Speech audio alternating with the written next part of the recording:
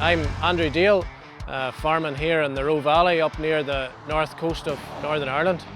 So we're a dairy farm here, milking about 120 cows along with my parents, farming about 230 acres, grow a wee bit of cereals for whole crop, but mainly 180 odd acres is all grassland.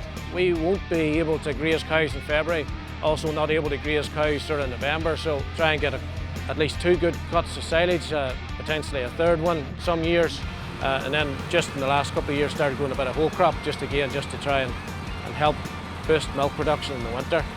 And then the herd has always grazed full time during the summer.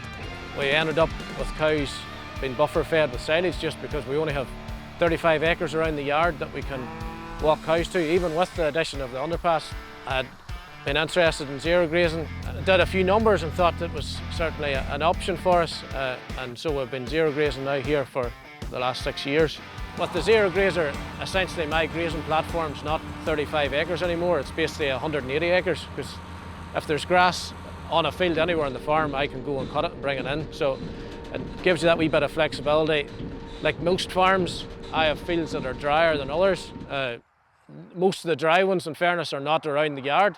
And those fields tend to be the ones that you can get slurry out onto early and get fertiliser onto early. So that's where you have grass first, and also the fields that you'll have grass on last that you can actually still get an animal or a machine onto. So now we can extend the grazing season, particularly at the shoulders, just to really help get as much fresh grass into the cows as you can over the grazing season.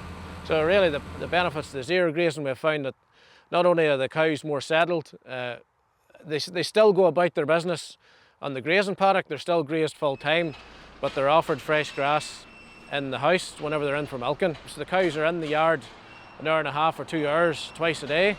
So basically the cows can utilise that time that they're in the yard and eat their belly full of fresh grass, takes the pressure off the grass that's available in the paddock. And we definitely have found the yields are well up in the last few years. Cows are milking well, milk protein and particularly drives on during the summer. 4.2 fat, 3.4 protein.